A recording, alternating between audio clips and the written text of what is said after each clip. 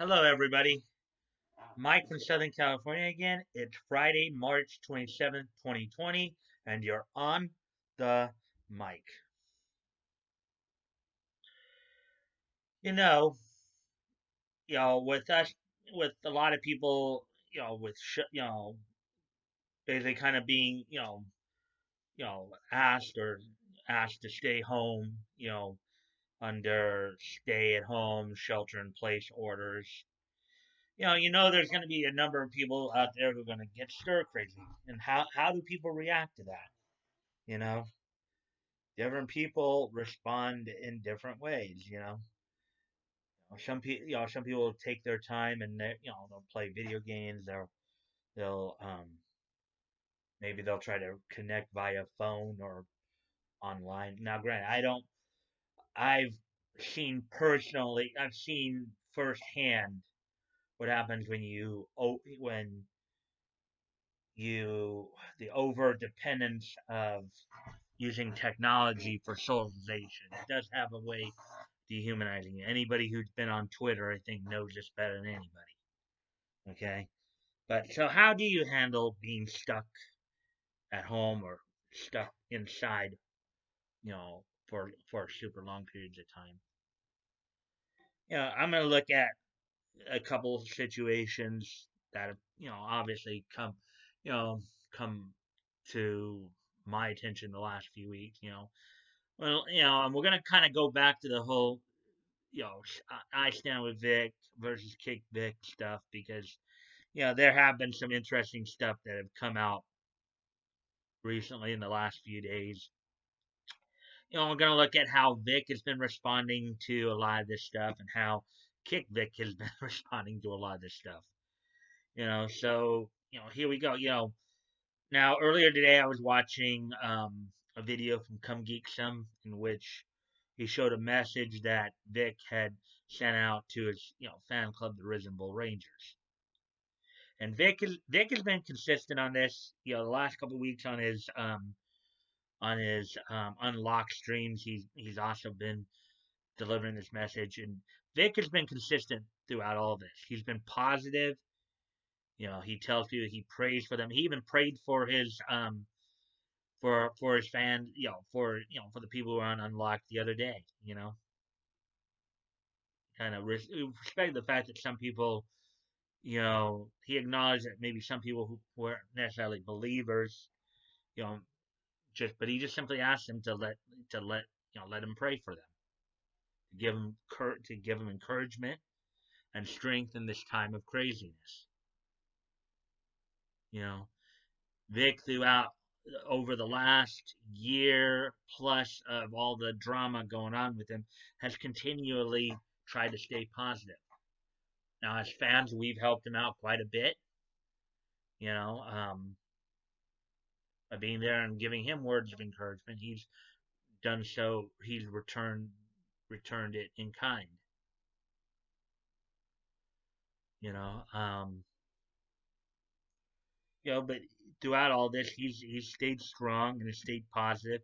He continuously encourages those who are supporting him to be positive, to be encouraging. You know.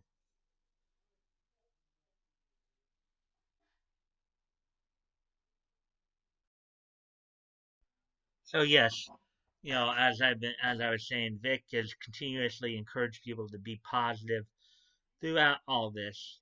All the drama he's gone through over the last year. As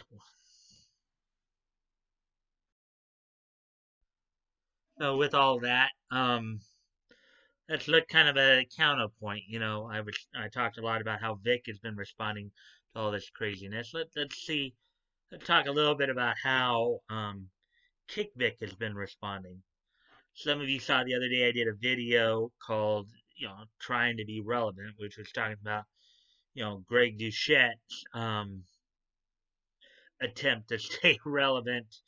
You know, by making a smart remark against Nick Rekieta's wife. We've seen that like people like Renfamous keep bringing up stuff like from before everything went into pretty much lockdown and conventions basically were just going to get canceled and postponed, you know.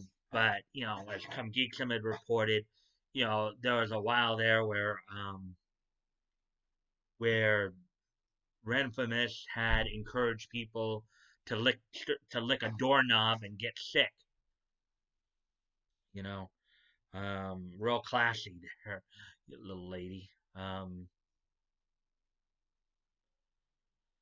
So yeah, um, you know, and you got a lot of them who it's like they kind of tag in. It's like one person will go for a week or two, and then another person, like lately it's been Duchette and Renfamous coming back.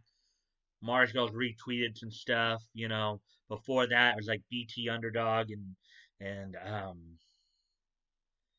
BT Underdog and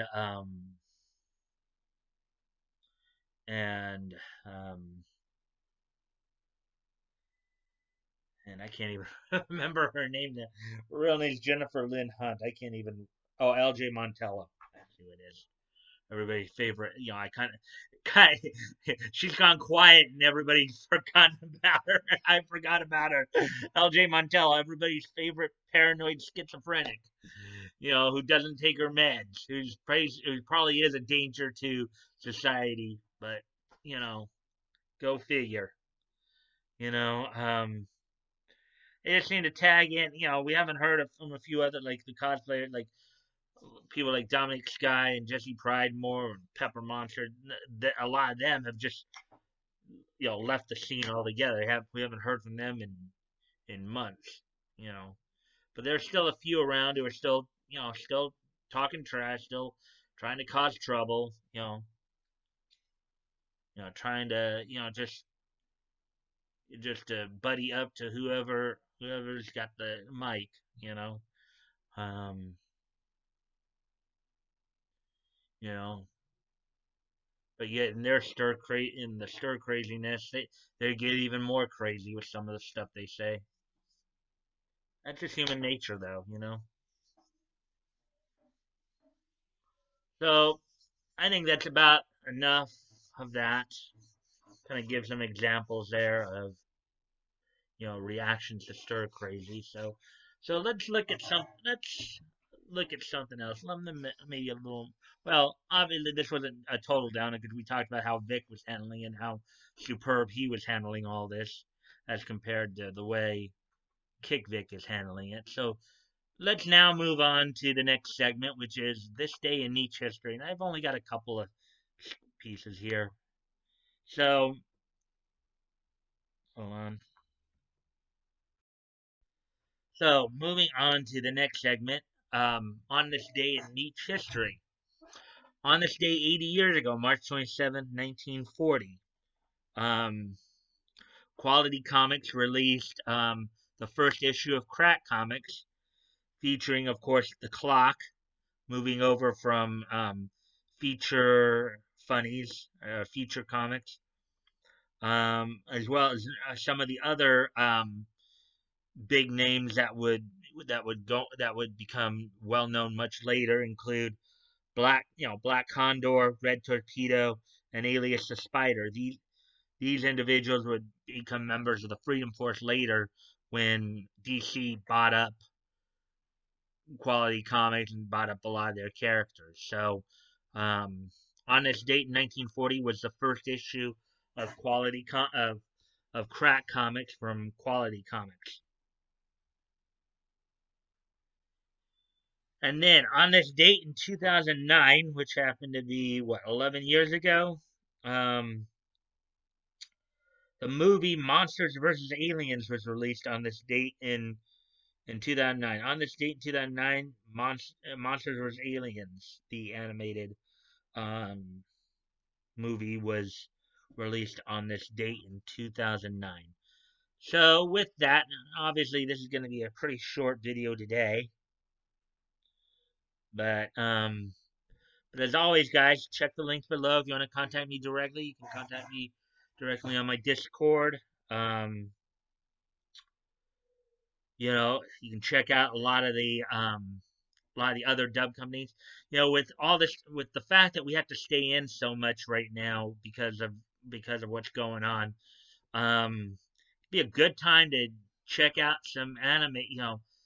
Maybe if there are some animes you guys haven't heard of that, particularly those that are dubbed, might want to check out some of the works that were done by like Blue Water and Ocean and Media Blasters, some more stuff from Central Park Media going back in time a bit there to a lot of stuff. Some Bang Zoom's earlier work, Jenny on Pioneer. Now, granted, not all of those are obviously a number of those companies aren't active anymore, but their work is still out there if you want to go out and find it. And learn more about the voice actors and actresses who of course have done the English voices for those. Um, you can also catch and later on tonight, of course. Um, I'd say probably a little after I release this video, about 5 o'clock Pacific. Um, Voices Big and Small. Carol Jacobinis will be debuting, so you guys might want to come check that out. And also, if you like, also I'm still promoting the GoFundMe's. As always, guys, never feel like you have to donate if it's on your heart to do so, and you have the means to. Please consider donating. If you've already donated, please consider donating again. And if you cannot donate, you can still help out the cause by sharing the link. So sharing is caring, and you never know. Maybe somebody in your circle of friends may want to help. And if you like this content, please consider liking, commenting, sharing, and subscribing. I always look forward to the conversations with you guys, as long as they're civil and respectful. Um, and I hope to see you guys later on for the Voices premiere, Voices Big and Small, Kill Jacobinis. If not, then I will see you on Monday. Bye.